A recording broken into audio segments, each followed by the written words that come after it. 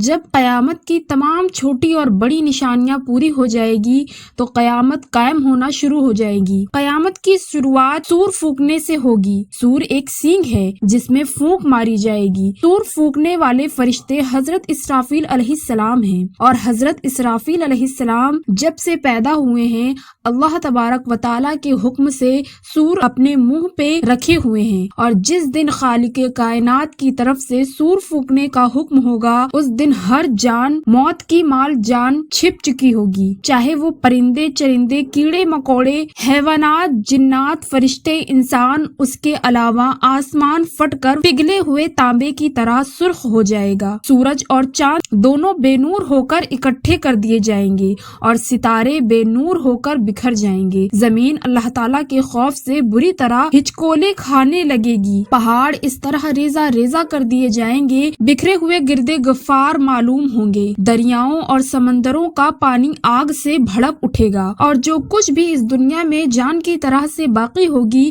سب کو فنا کیا جائے گا، یہاں تک کہ آخری جان جو اسرافیل علیہ السلام سور پھونک رہے ہوں گے اللہ تعالیٰ انہیں بھی موت عطا کریں گے، اور اس دن صرف اور صرف تنہا رب جل جلالہ کی ذات باقی رہے گی۔ تو میرے پیارے دوستو، قیامت کے دن حشر کے میدان میں کیا ہوگا سے لے کر ہم گنہگار امتیوں کے ساتھ جنت اور جہنم میں کیا کیا ہوگا آپ لوگ اس ویڈیو میں جانیں گے۔ تو آپ لوگوں سے گزارش ہے کہ آپ لوگ اس ویڈیو کو پورا دیکھیں، اور ہاں ایک لائک شیئر کر کے اپنے دوست اور گھر والوں کو بھی دکھائیں۔ اب اس کے بعد جب رب تعالیٰ کی مرضی ہوگی تو پھر سے اسرافیل علیہ السلام کو اٹھائیں گے اور انہیں دوبارہ سور پھونکنے کا حکم ہوگا، تو پھر سے وہ سور پھونکیں گے تو آدم علیہ السلام سے لے کر قیامت تک جتنے بھی جان آئے تھے پھر سے سب کو اٹھایا جائے گا، اور اس وقت سب سے پہلے قبر سے باہر تاجدار کائنات امام الانبیاء حضرت محمد مصطفیٰ صلی اللہ علیہ وسلم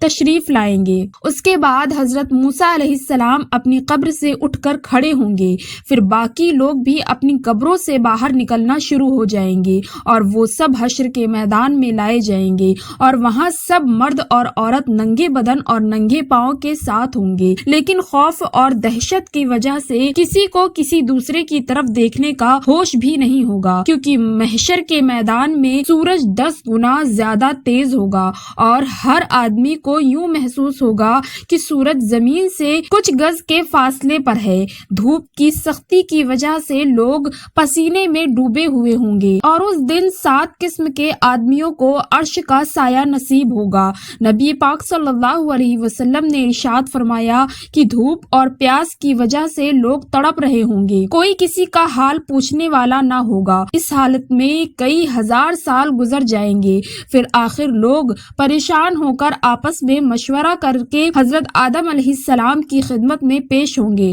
اور کہیں گے اے ہمارے ابا جان، آپ ہمارے ساتھ قدم آگے بڑھائیں اور اللہ کے حضور عرض کیجئے کہ اے اللہ، اس سختی کو برداشت کرنا مشکل ہے، آپ ہم سے حساب لے لیجئے تاکہ ہمیں جانا کہاں ہے وہاں جلدی پہنچ جائیں، یہ تنگی ہماری برداشت سے باہر ہے۔ مگر حضرت آدم علیہ السلام اس وقت یہ کہتے ہوئے انکار فرما دیں گے کہ نہیں، میں نے بھول کی وجہ سے ایک دانہ کھا لیا تھا، اور اس دانے کی وجہ سے 300 سال تک رو رو کر معافی مانگتا رہا۔ حدیث پاک میں آیا ہے کہ پورے انسانوں کے جتنے آنسو ہیں وہ سارے کے سارے 10واں حصے ہیں، اور 9 حصے آنسو حضرت آدم علیہ السلام کے ان 300 سالوں میں نکلے، اور اس کے بعد اللہ تعالیٰ نے ان کی توبہ کو قبول فرما لیا۔ اتنا روئے اور معافی مانگنے کے بعد اور توبہ قبول ہو جانے کے بعد آخر انہوں نے بیت اللہ شریف بنایا اور 30 حج پیدل چل کر کیے،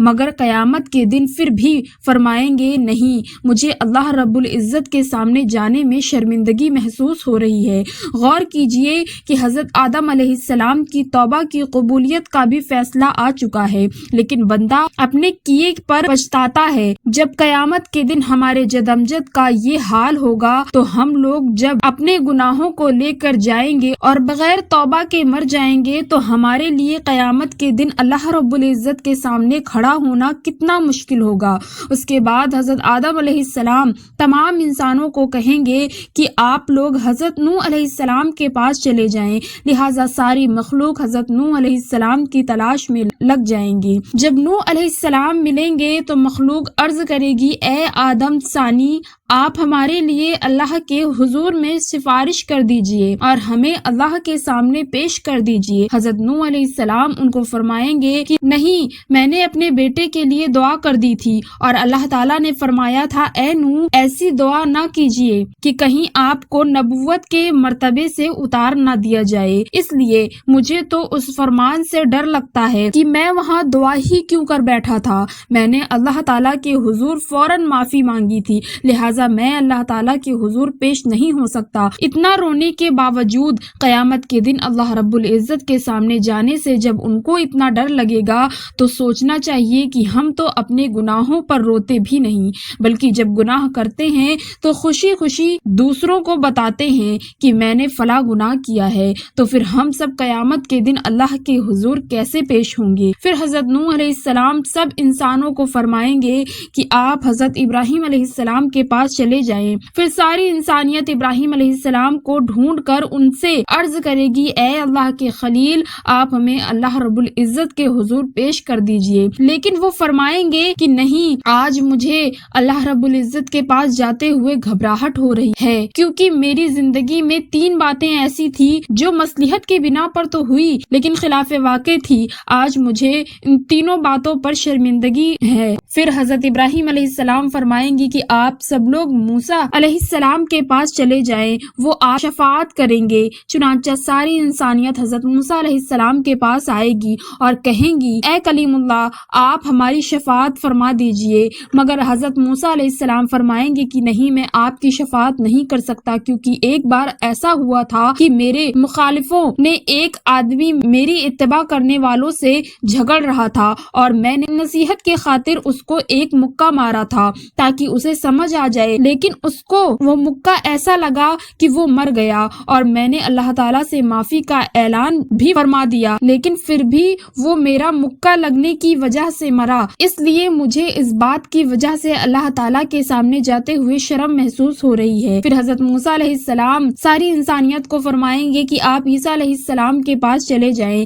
ساری انسانیت حضرت عیسیٰ علیہ السلام کے پاس آئے گی، مگر وہ بھی کہیں گے کہ نہیں، مجھے اللہ رب العزت کے سامنے جاتے ہوئے اس لیے ڈر لگ رہا ہے کہ میری امت نے مجھے اور میری ماں کو اللہ تعالیٰ کے ساتھ شریک بنا دیا تھا۔ آج اللہ تعالیٰ مجھ سے کہیں یہ نہ پوچھ لیں کہ کیا آپ نے تو نہیں کہا تھا کہ مجھے اور ماں کو اللہ کے ساتھ شریک بنا لو، اس لیے آج مجھے اللہ تعالیٰ کے سامنے جاتے ہوئے ڈر لگ رہا ہے۔ پھر حضرت عیسیٰ علیہ السلام فرمائیں گے کہ آپ سب اللہ تعالیٰ کے محبوب نبی پاک صلی اللہ علیہ وسلم کے پاس جائیں۔ چنانچہ سب لوگ نبی پاک صلی اللہ علیہ وسلم کے پاس آئیں گے اور اس وقت اللہ تعالیٰ انبیاء اکرام کے لیے ممبر لگوائیں گے اور تمام انبیاء اکرام اپنے اپنے ممبروں پر جلوہ افروز ہوں گے، اور آپ صلی اللہ تعالیٰ علیہ وآلہ وسلم کے لیے بھی ممبر پیش کیا جائے گا، مگر اللہ تعالیٰ کے محبوب محمد صلی اللہ علیہ وآلہ وسلم ممبر پر نہیں بیٹھیں گے، کیونکہ اس وقت آپ کے دل میں یہ خیال ہوگا کہ کہیں ایسا نہ ہو کہ میں اس ممبر پر بیٹھ جاؤں اور یہ اڑ کر جنت میں چلا جائے اور میری گناہگار امت پیچھے رہ جائے۔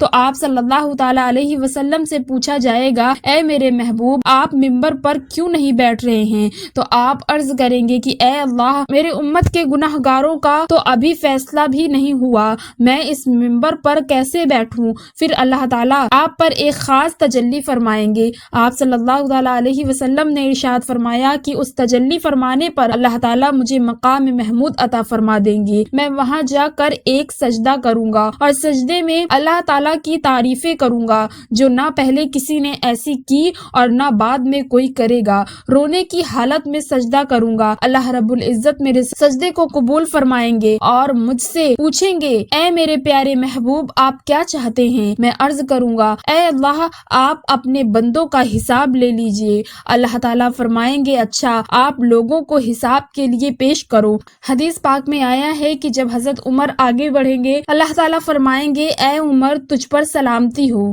ایک اور حدیث مبارک میں ہے کہ قیامت کے دن جسے سب سے پہلے اللہ تعالیٰ سلام فرمائیں گے وہ عمر رضی اللہ تعالیٰ عنہ ہوں گے۔ انہوں نے ایسی صاف ستھری زندگی گزاری ہوگی کہ ان کے اعمال کو دیکھ کر اللہ تعالیٰ خوش ہو جائیں گے۔ پھر ان کے بعد اللہ تعالیٰ کے محبوب حضرت عثمان کو پیش پیش کریں گے۔ کتابوں میں لکھا ہے جب حضرت عثمان رضی اللہ تعالیٰ عنہ اللہ رب العزت کے حضور پیش ہوں گے تو اللہ تعالیٰ ان کا حساب بہت ہی جلدی لے لیں گے۔ اس کے بعد حضرت علی رضی اللہ تعالیٰ عنہ کو اللہ رب العزت کے حضور پیش کیا جائے گا۔ حدیث پاک میں آیا ہے کہ قیامت کے دن سب سے آسان اور جلدی حساب علی رضی اللہ تعالیٰ عنہ کا ہوگا۔ جب آپ صلی اللہ تعالیٰ علیہ وسلم کے چاروں یار پیش ہو جائیں گے تو اللہ تعالیٰ جلال جمال میں تبدیل ہو جائیں گے۔ چنانچہ اللہ تعالیٰ فرمائیں گے اے مجرموں میرے نیک بندوں سے آج جدا ہو جاؤ، لہٰذا کافروں اور مشرکوں کو ایک طرف کر دیا جائے گا اور دوسری طرف نیک بندوں کو کر دیا جائے گا۔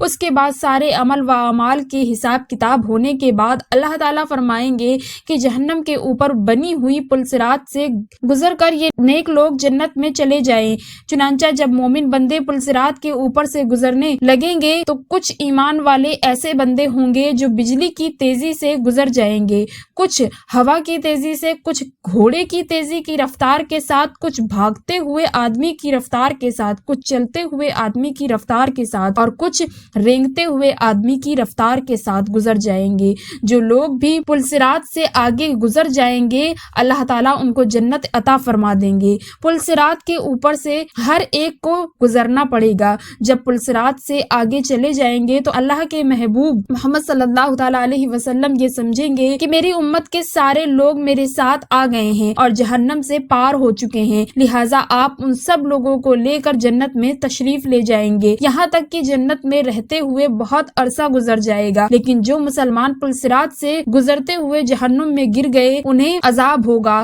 جہنم کے سب سے اوپر کے درجے میں ایمان والے گنہگار ہوں گے۔ جب بہت عرصہ گزر جائے گا تو اللہ تعالیٰ اپنی حکمت سے کافروں اور مشرکوں کے بیچ آگ کو شیشے کی طرح بنا دیں گے۔ کافر اور مشرکین جب مسلمان گنہگاروں کو دیکھیں گے کہ وہ بھی جہنم کی آگ میں جل رہے ہیں تو وہ مسلمانوں کو تانا دیں گے کہ ہم تو اللہ کا انکار کیا کرتے تھے جس کی وجہ سے ہم جل رہے ہیں، لیکن آپ تو خدا کو مانتے تھے، رسول اللہ صلی اللہ علیہ وسلم کو مانتے تھے اور اس کے باوجود آپ بھی ہماری طرح جل رہے ہیں، تو آپ کا خدا آپ کے کس کام آیا؟ حدیث پاک میں آیا ہے کہ جب جہنم کافر مسلمان گنہگاروں کو تانا دیں گے تو اللہ تعالیٰ جبرائیل علیہ السلام کو بلائیں گے اور فرمائیں گے کہ اے جبرائیل آج ہمارے ماننے والوں کو تانا دیا جا رہا ہے، ان کے ساتھ بھی وہی سلوک ہو رہا ہے جو نہ ماننے والوں کے ساتھ ہو رہا ہے، جاؤ ذرا جہنم کے حالات معلوم کر کے آؤ۔ چنانچہ جبرائیل علیہ السلام جہنم میں جائیں گے، جہنم کے دروازے پر اس دروگا کھڑے ہوں گے، وہ دروازہ کھول کر حضرت جبرائیل علیہ السلام کو اندر داخل کریں گے۔ جب گنہگار مسلمان ان کو دیکھیں گے تو وہ فرشتوں سے پوچھیں گے کہ یہ کون ہیں؟ اس وقت ان کو بتایا جائے گا کہ یہ وہ فرشتہ ہے جو تمہارے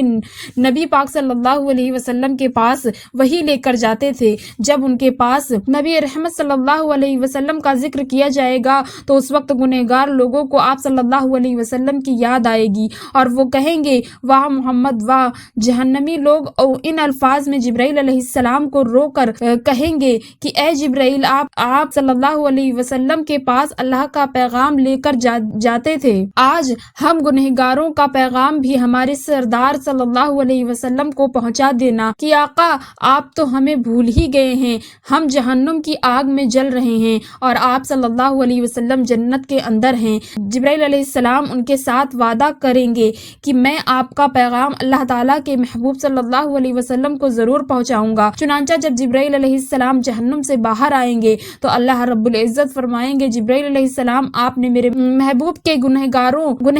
امتیوں سے جو وعدہ کیا ہے اس وعدے کو نبھانا ضرور، لہٰذا جبرائیل علیہ السلام جنت میں جائیں گے۔ اس وقت آپ صلی اللہ علیہ وسلم جنت الفردوس میں انبیاء اکرام کی مجلس میں منبر پر تشریف فرمائے ہوں گے۔ جبرائیل علیہ السلام کو جب آپ دیکھیں گے تو فرمائیں گے جبرائیل آج کیسے آنا ہوا؟ جبرائیل علیہ السلام عرض کریں گے کہ میں آج آپ کی امت کے گنہگاروں کا پیغام آپ کے پاس لایا ہوں۔ جب آپ صلی اللہ تعالیٰ علیہ وسلم یہ سنیں گے کہ میری امت کے کچھ گنہگار ابھی بھی جہنم میں ہیں تو آپ حیران ہوں گے کہ اچھا مجھے تو خیال ہی نہیں تھا۔ چنانچہ نبی پاک صلی اللہ تعالیٰ علیہ وسلم اس وقت اللہ رب العزت کے حضور سجدہ فرمائیں گے اور اللہ رب العزت کے سامنے کہیں گے اے پروردگار میری امت کے گنہگاروں کو معاف فرما دیجئے، تو اللہ تعالیٰ ان کو شفاعت کبریٰ کی اجازت فرمائیں گے کہ اے میرے محبوب آپ جس کے بارے میں چاہیں شفاعت فرمائیں، ہم اس کو جہنم سے نکال دیں گے۔ شفاعت کبریٰ کی خوشخبری خوشخبری سن کر نبی پاک صلی اللہ تعالیٰ علیہ وسلم جہنم کی طرف چلیں گے۔ اس وقت جبرائیل علیہ السلام ایک اعلان کریں گے، اے جنتیوں، نبی پاک صلی اللہ تعالیٰ علیہ وسلم جہنمیوں کی شفاعت کے لیے جا رہے ہیں، تم بھی ساتھ چلو۔ چنانچہ ان دولہے کے ساتھ شفاعت کرنے کے لیے ایک جماعت چلے گی۔ پھر نبی پاک صلی اللہ تعالیٰ علیہ وسلم شفاعت فرمائیں گے، دوسرے انبیاء اکرام بھی شفاعت فرمائیں گے، اور سارے جنتی بھی شفاعت فرمائیں گے۔ جس کا جو بھی واقف ہوگا اس بندے کو جہنم سے نکال لیا جائے گا، یہاں تک کہ اگر دنیا میں کسی مومن کو ایک پیالے پانی پلایا ہوگا تو اللہ تعالیٰ اس کے عمل کی برکت سے اس کو بھی جہنم سے نکال لیں گے۔ اور اس طرح اس وقت جو کوئی مسلمان کے اندر ایک رائی کے دانے کے برابر کا بھی ایمان اس کے اندر ہوگا تو اسے بھی جہنم سے نکال لیں گے۔ اور جب سب لوگ شفاعت کر چکیں گے تو اللہ تعالیٰ فرمائیں گی، اے میرے پیارے محبوب، میں نے آپ سے وعدہ کیا تھا کہ میں آپ کی امت کے لب بھر کر جہنم سے نکالوں گا، لہٰذا اللہ رب العزت نے اپنی قدرت کے دونوں ہاتھوں سے جہنم سے 3 لب بھر کر نکالے گئے، لیکن جہنم سے نکلے ہوئے لوگوں کا جسم جل جل کر کوئلہ ہو چکے ہوں گے، تو اللہ تعالیٰ کی طرف سے حکم ہوگا کہ ان کو نہر حیات سے غسل دیا جائے۔ چنانچہ جب ان کو غسل دیا جائے گا تو ان کے جسم ٹھیک ہو جائیں گے، لیکن ان کے ماتھے پر اتقا اور رحمان کا نام لکھ دیا جائے گا، جس کا مطلب یہ ہوگا کہ رحمان نے اپنی رحمت سے اس کی بخشش کر دی ہے۔ اس کے بعد ان کو جنت میں بھیج دیا جائے گا۔ اب نبی کریم صلی اللہ تعالیٰ علیہ وسلم کی امت کا کوئی گنہگار بھی پیچھے نہیں رہے گا، سب کو بخش دیا جائے گا۔ لیکن حدیث پاک کا مفہوم ہے کہ جب یہ لوگ جنت میں زندگی گزارنے لگیں گے تو وہاں جنتی جو پہلے سے جنت میں ہوں گے جب ان کو دیکھیں گے تو مذاق کیا کریں گے اور کہیں گے کہ دیکھو ہم پر تو اللہ تعالیٰ کی رحمت ہوگی اور اس نے ہمارے عملوں کو قبول فرما لیا، لیکن آپ لوگ تو دعائیں پاس ہیں، آپ کے ماتھے پر تو اتقر اور رحمان کا نام لکھا ہوا ہے۔ ان جنتیوں کے ساتھ پہلے والے جنتی اس طرح مذاق کریں گے، جنتیوں کے ماتھوں پر کا اور رحمان لکھا ہوا ہوگا، ان کو یہ بات محسوس ہوگی، لہٰذا ایک بار میں سب جنتی آپ اللہ رب العزت کے حضور دعا کریں گے، اے اللہ، آپ نے ہمیں جہنم سے نجات تو دے دی لیکن ماتھے پر ایک مہر لگا دی، جس کی وجہ سے سب پہچان رہے ہیں کہ ہم خود اس قابل نہیں تھے بلکہ رعایتی پاس ہو کر آ گئے ہیں، اے اللہ ہمیں اس سے بچا لیجئے۔ تو اللہ تعالیٰ ان کی اس فریاد کو قبول کریں گے اور فرمائیں گے کہ ہم نے خود ہی مہر لگائی تھی تاکہ تمہارے اپنے دل میں یہ کیفیت پیدا ہو اور تم ہم سے مانگو اور ہم تمہیں عطا کریں۔ چنانچہ ان کی فریاد پر اللہ رب العزت ان کے ماتھوں پر سے اتقا اور رحمان کے اس مہر کو بھی ہٹا دیں گے۔ کاش کہ ہم بھی ان رعایتی پاس لوگوں میں قیامت کے دن شمار ہو جائیں۔ اپنے عمل تو اس قابل نہیں ہیں مگر اللہ رب العزت کے محبوب صلی اللہ تعالیٰ علیہ وسلم کی شفاعت نصیب ہو جائے۔